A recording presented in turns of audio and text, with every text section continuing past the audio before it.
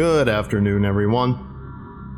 So, today's gonna be a little bit different. I deserve a little break, and coincidentally, I have been sanctioned by the powers that be to show you a videotape going over a D-class orientation. So, if at any time in the future you need to process these people, you know how to do it. So, we're gonna do that now.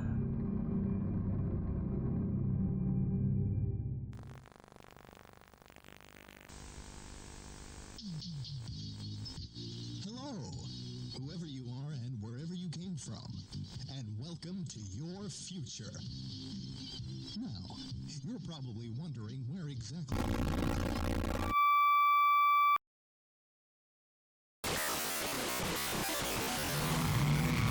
Mahelyk kill agent in effect. Stand by.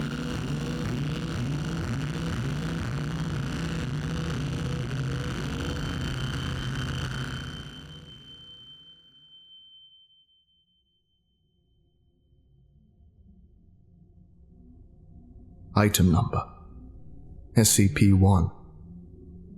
Object class Embla. Containment Procedures. SCP-1 is contained on the grounds of Site-0 in upstate. A fence has been constructed around the perimeter of SCP-1's observed effects.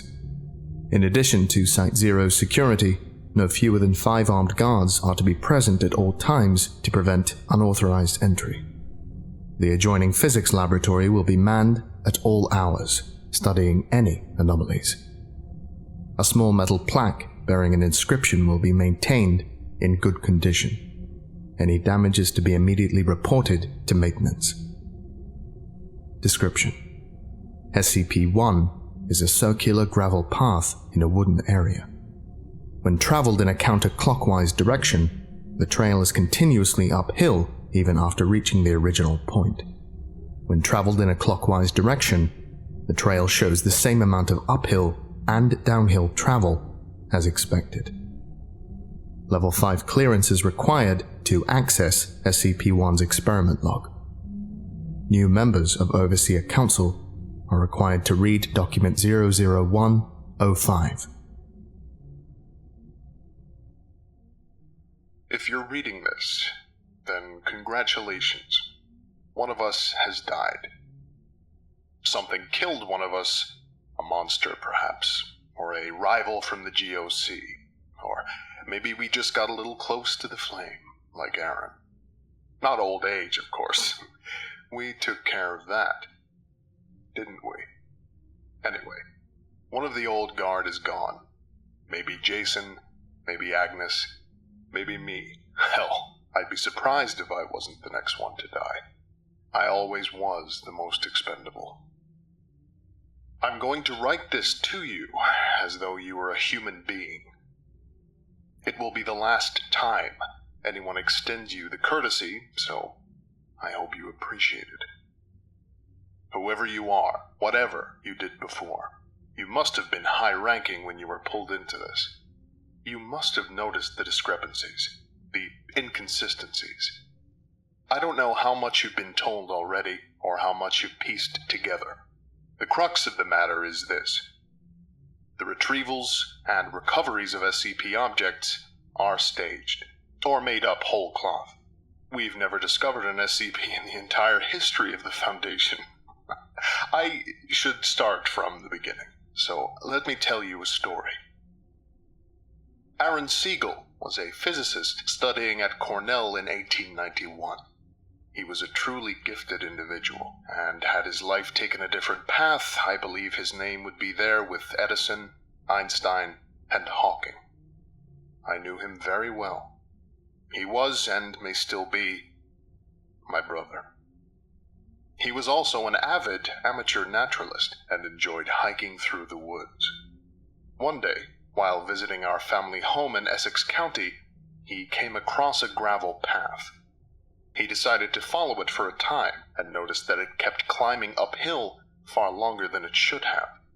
It should have taken him above the nearby hills. Instead, he found himself back where he'd started, without a foot of downwards travel. Another man would have assumed his senses were faulty and left. Aaron, however, was a stubborn man. He investigated further.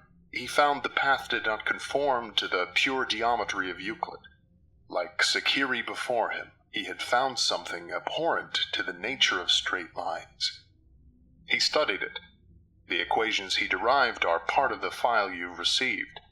You'll learn them by heart, eventually. He built a small shack nearby which served as a makeshift laboratory. His first experiments produced a key capable of opening any lock, now contained as SCP-5. He brought in others. As his brother, I was one of the first he contacted. I was a medical student at Harvard at the time. I initially thought he was mad, but when he showed me the path, the key, I had to learn more. There were others with us, other friends and colleagues. Most of them are gone now, but we were the core. We created the foundation from around ourselves. In the beginning, it was just about discovery, about finding the things we could do. We had such high hopes, such plans.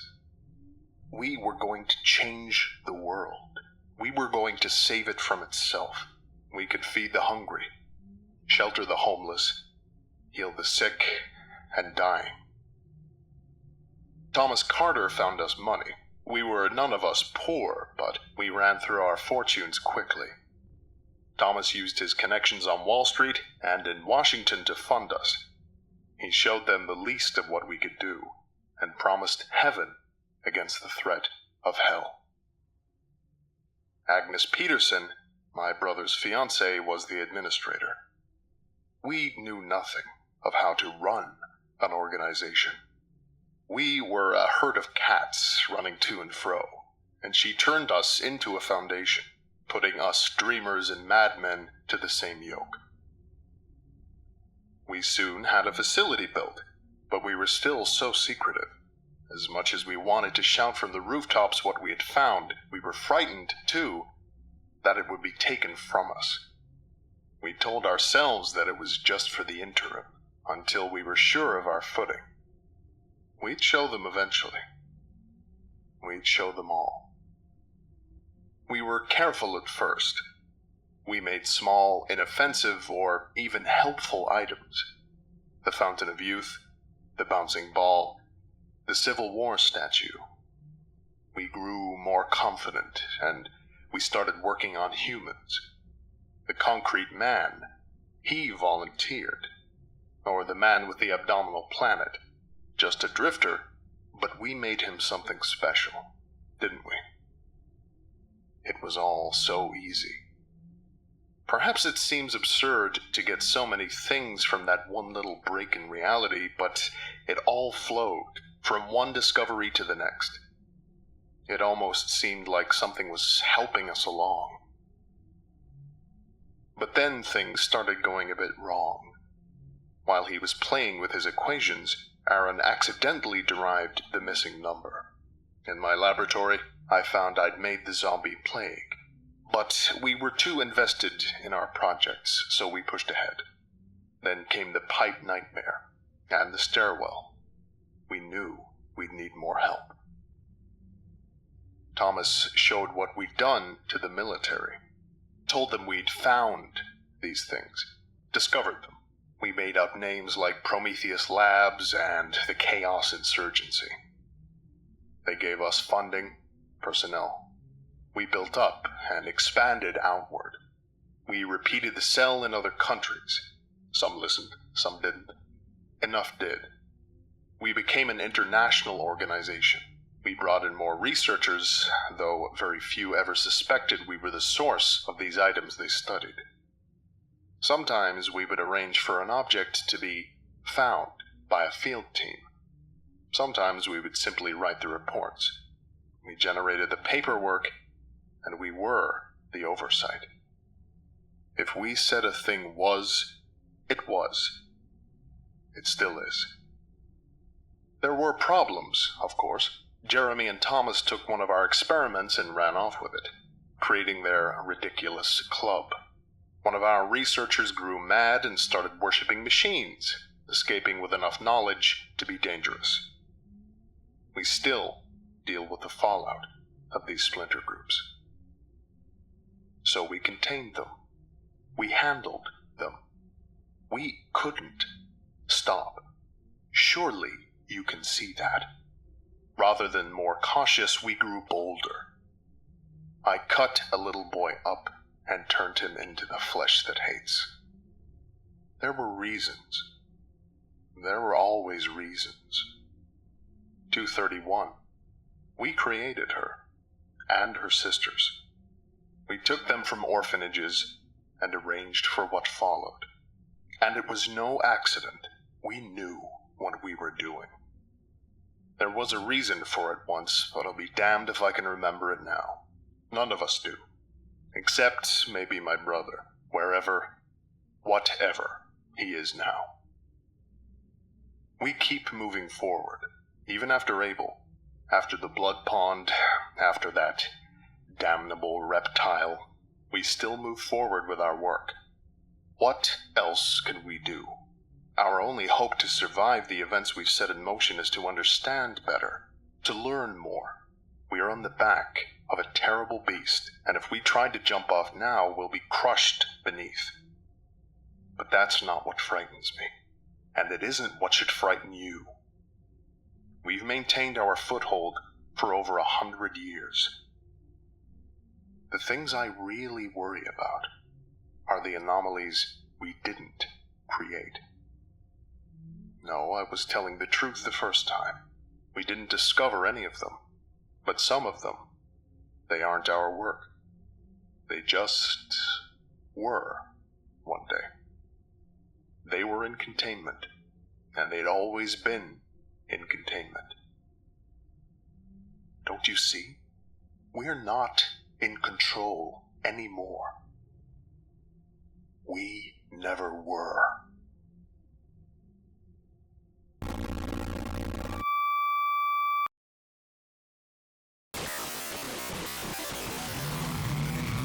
Memetic kill agent in effect. Stand by. Thank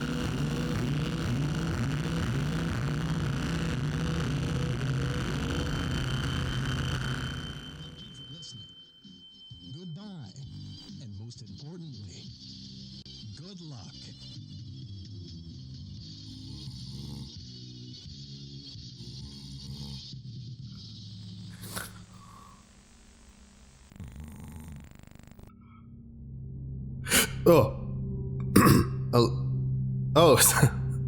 Just resting my eyes for a second. Okay, well, I think that's time for lunch. Don't you? Hope you learned something from that videotape. It's really old, but it still holds up, I think. Anyway, thank you for watching, if you did watch, and you were all dismissed. See you after lunch.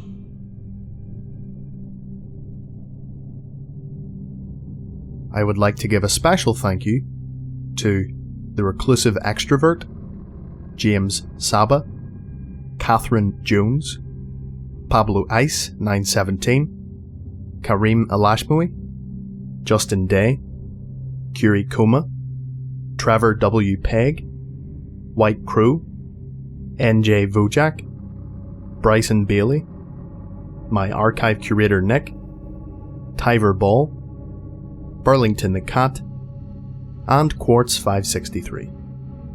If you would like a special thank you at the end of each of my videos, and some other cool stuff as well, visit patreon.com/TheVolgun. Thank you.